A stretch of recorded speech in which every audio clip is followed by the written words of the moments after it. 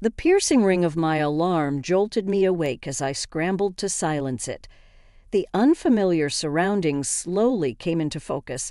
The minimalist bedroom furnishings, the walk-in closet, now crammed with another woman's clothes. My wife's clothes. No, this luxurious penthouse was still foreign to me, even if last night was supposed to be the start of a glorious new chapter. My storybook wedding to Everett felt so surreal now in the light of day. I rubbed my eyes and reached across the massive bed, finding only cold sheets where my dashing groom should have been. The clock showed it was already 9:00 a.m. Where was Everett? I shuffled groggy to the kitchen, lured by the rich aroma of fresh coffee. That's when I saw him, a rugged stranger standing by the fancy espresso machine, his faded jeans and crumpled tee a stark contrast to the sleek opulence that surrounded us. He gave me a dimpled grin. "Oh, hey, you must be the new wife.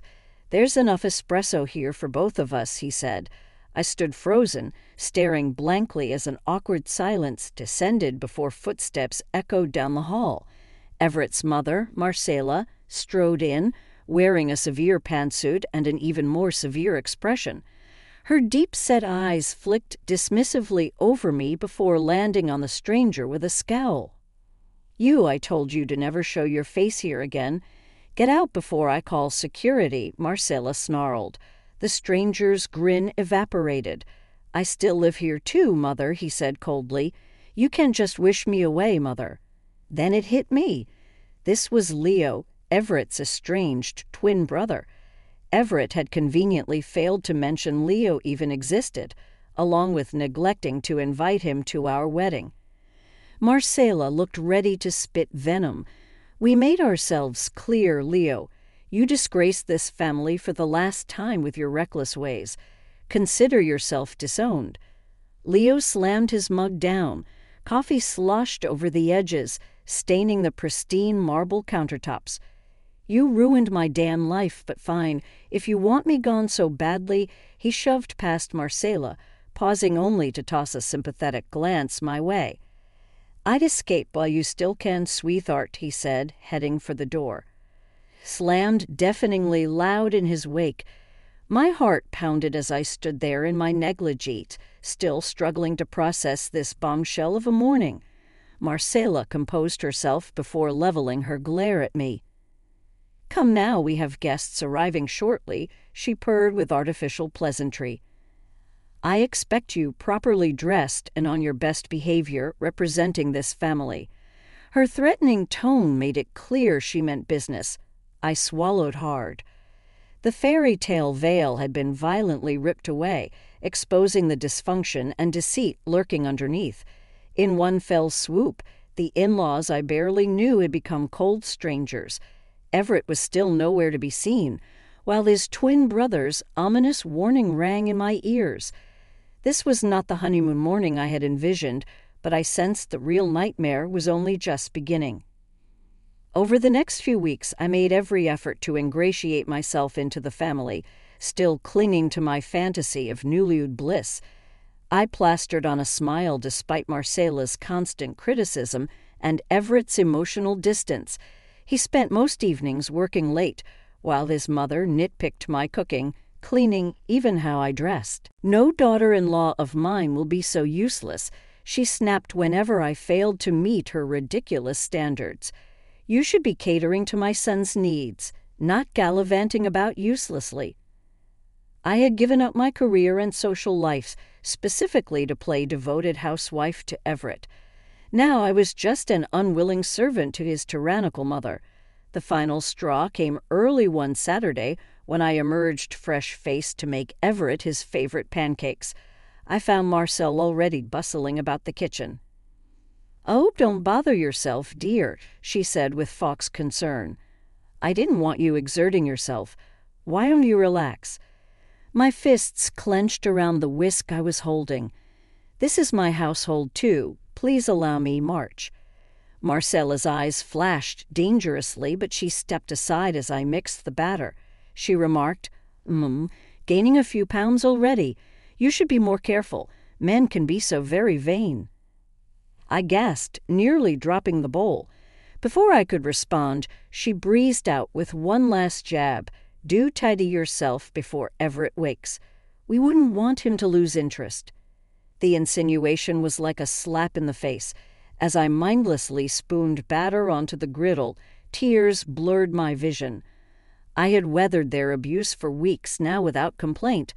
But the Everett. I loved would never stand for this. Why hadn't he intervened or confronted his mother about her horrible behavior? Speak of the devil. Everett emerged freshly showered, ignoring me as he scrolled through his phone. I watched him closely. Everything okay? Everett asked vaguely, not glancing up. I wiped furiously at my eyes, voicing the thought consuming me. Now don't you even care that she talks to me that way? My voice broke despite my resolve. Everett blinked in surprise. Who, your mother? I cried. She insults me every chance she gets, and you don't even notice. Sighing, he set his phone aside. I'm sure you're exaggerating.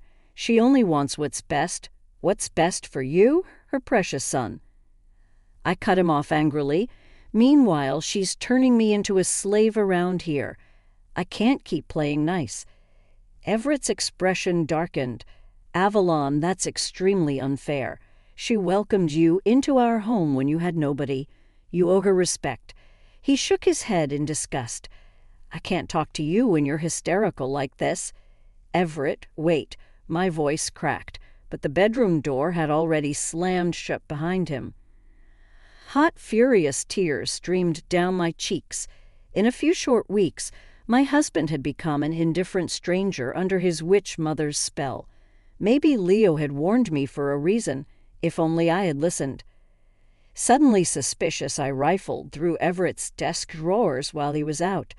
Buried amongst credit card bills, I found photos of Everett with a glamorous blonde. They were nuzzling at a seaside resort, her flashy ring conspicuous on their intertwined hands. The pancake batter solidified in the bowl, forgotten. Leo was right to tell me to escape this madness. Perhaps it was time I finally listened. I raced out of the suffocating penthouse, photos clutched in one trembling hand. The evidence of Everett's betrayal felt like a knife twisting in my gut. I blinked back furious tears as I aimlessly wandered the city streets. How could I have been so stupid, so naive? Everett had spun a silken web of lies, ensnaring me as his picture-perfect bride, and I had smiled obliviously through it all like some die heroine. Well, not anymore. Avalon the pushover was gone. From her ashes would rise a warrior, someone Marcella and Everett would rue crossing. Lost in vengeful thoughts, I didn't notice the burly figure until we collided. Strong hands gripped my shoulders, steadying me. I froze as I took in the familiar face. We have to stop meeting like this, Leo said, wryly behind his casual tone. His green eyes were shadowed with concern. What are you doing out here alone? On impulse, I thrust the incriminating photos at Leo. He studied them intently, brow furrowed. I guess congratulations are in order, he finally said. How does it feel to become another of my brother's disposable playthings? His words stabbed painfully at the fresh wound, threatening to undo my resolve. I forced strength into my voice. Everett will regret the day he used me so callously, and that which Marcella will wish she never laid a hand on me either. Leo let out an impressed whistle. Well, well, kitten shows her claws. I wouldn't want to be on your bad side. His amusement faded quickly, though, his expression turning solemn. In all seriousness, Avalon, you need to get away while you still can. I bristled, stung by his doubts. After steeling myself for revenge, you think I can't handle them? Oh, I know you can, Leo said. In fact, I think you could destroy that entire crooked family, but it's also guaranteed mutually assured destruction. He gazed at me intently. I've seen their games firsthand, how they use people up like disposable assets to further their own selfish interests. Pain creased the corners of his eyes. When I confronted Mother about her shady dealings, She convinced my own twin to turn against me. My anger wavered at the ache in his voice. This wasn't just a cautionary fable. It was Leo's lived trauma at my new in-laws' hands. Noticing my sympathy, he added gently, "I know how intoxicating their web of lies can be, how easy it is to get drawn in and trapped." He squeezed my shoulder. "Don't waste any more time on them, Avalon. Just get out before you lose yourself, too." His compassion pierced my brewing storm of fury and bitterness. But no, I had already lost too much. My reputation, my self-worth, my identity. I needed to take it back, no matter the cost. I lifted my chin, new steely resolve flooding my veins. "I appreciate your concern, Leo, but I won't be scared off so easily. Your family hurt me deeply. Now they'll face the consequences." With unexpected fierceness, I pulled Leo into a brief, hard hug. Then I strode off without looking back, more determined than ever to make Everett and Marcella pay. I returned to the penthouse, bursting with self-righteous fury, ready to unleash it on Everett and his wicked mother. But I found only an empty apartment, echoing with ghosts of my dashed dreams. Fine, if those cowards wanted to hide from confronting me, I would take advantage of their absence.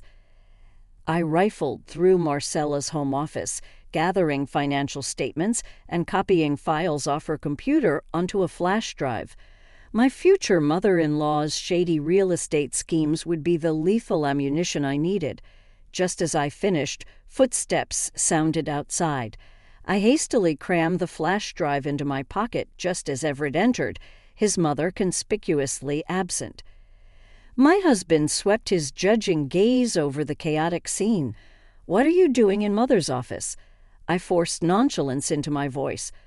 "Oh, just familiarizing myself since we share everything now." I held his stare coolly.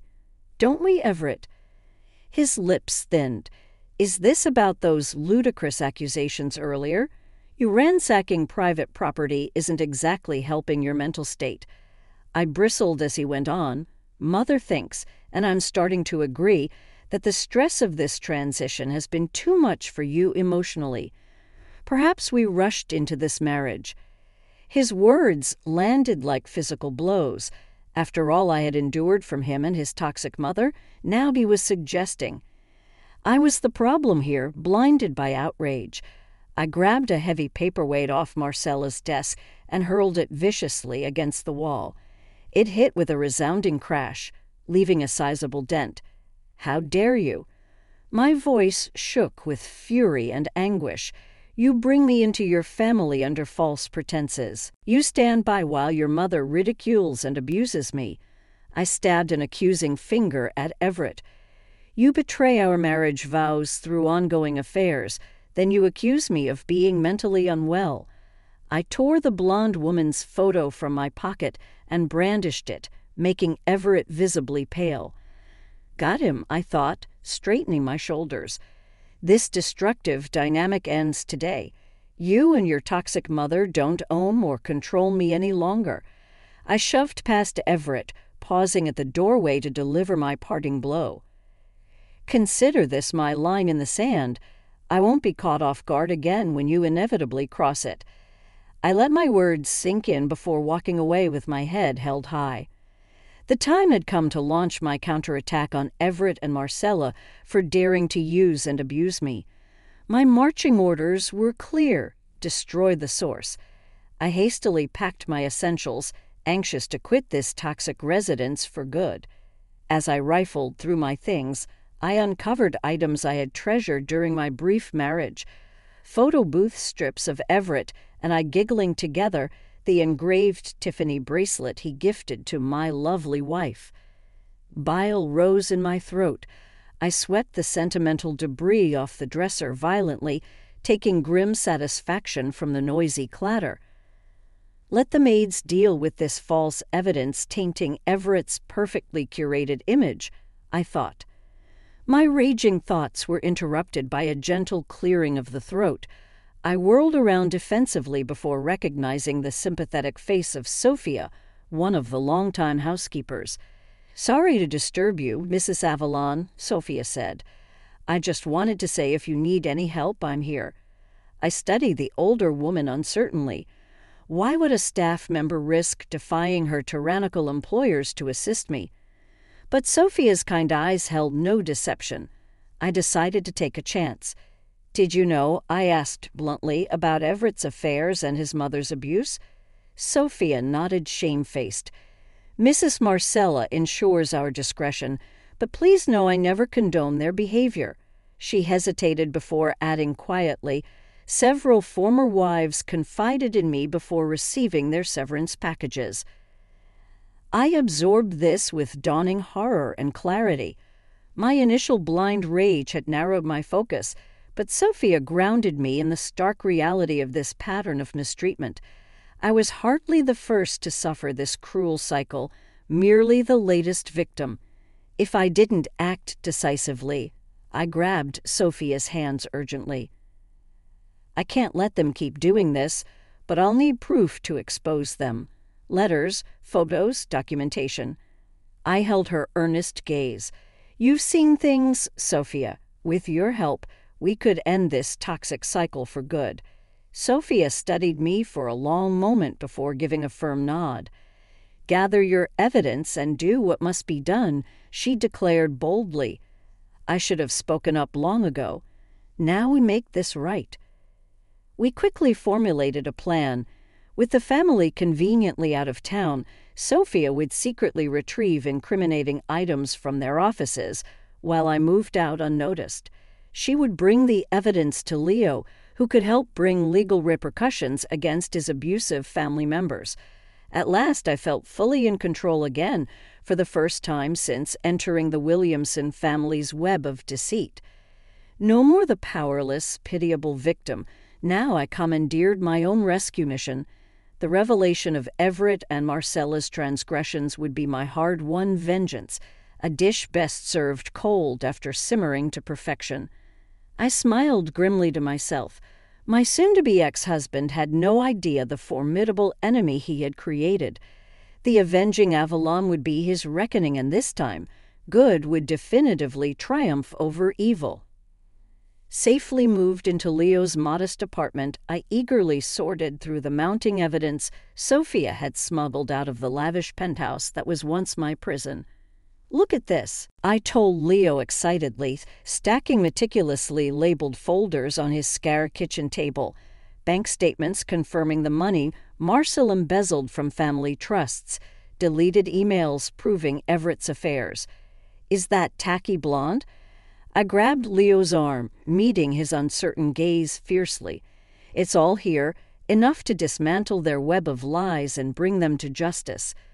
Leo gently extracted himself from my impassioned grip.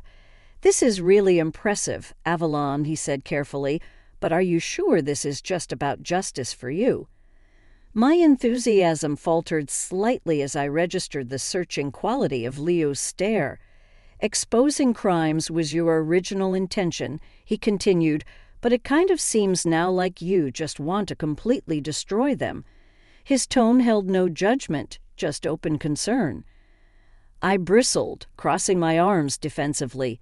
"Trust me, after everything your family put me through, they deserve nothing less than complete annihilation." Leo held up his hands, pleadingly. "Hey, you definitely have the right to feel angry and vengeful." I fantasized about revenge on Mother myself enough times. A shadow crossed his handsome features at unpleasant memories. "I just want you to search your own motives, Avalon," he said gently. "If this is just about retaliating harm with more harm, that's not real justice, and it rarely resolves pain long-term." I bit my lip, considering his words. Was I letting bitterness consume me, blinding me from what I truly sought? Did I want the catharsis of watching Marcel and Everett suffer, or did I actually want to be finally free of them? Just then, my phone vibrated with an incoming text from Sophia, confirming the family's return flight had landed. I made my decision in that instant. "You make good points, Leo," I acknowledged, "but right now, action is what's needed. I'll have plenty of time for soul-searching later. I flashed him a determined look. Today we strike back against injustice and abuse. Are you still in? Leo studied me a moment longer before slowly nodding. You're clearly committed to this, and someone has to be there to pick up the pieces when it inevitably explodes. He squeezed my hand, green eyes boring intensely into mine. Just promise you'll consider what I said about motives and unintended harm.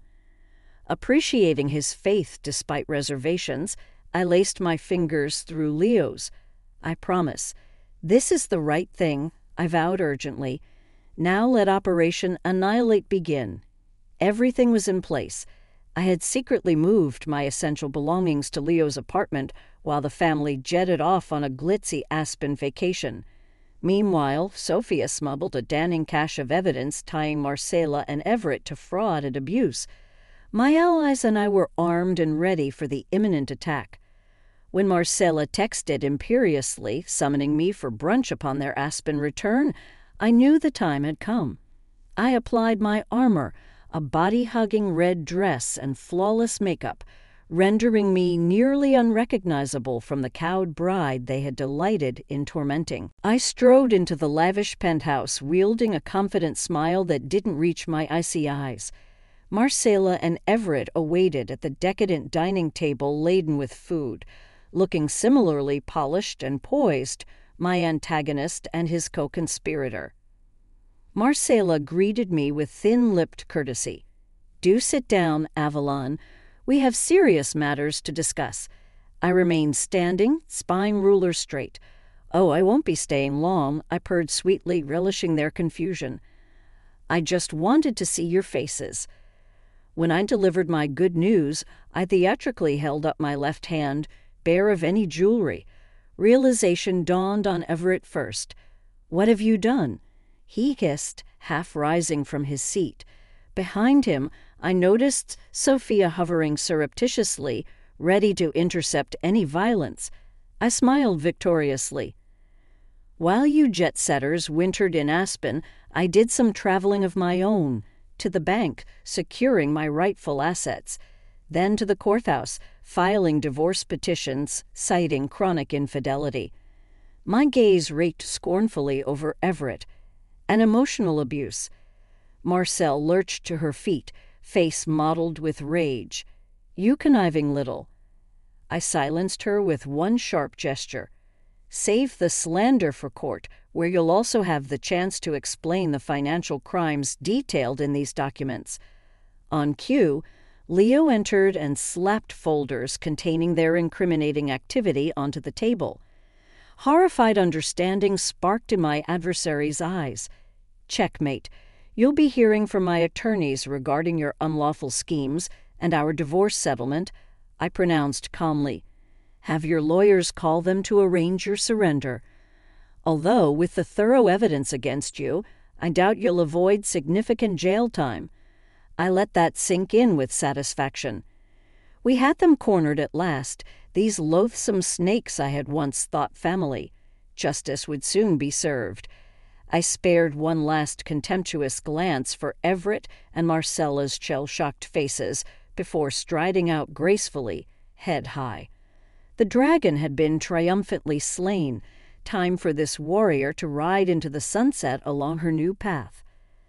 I rolled over with a blissful sigh, warm sunshine bathing my face instead of the cavernous penthouse that had been my prison. I awoke in Leo's cozy second bedroom. No toxic people or memories lingered here to torment me, only my newfound freedom. Leo appeared bearing 2 mugs of fragrant coffee.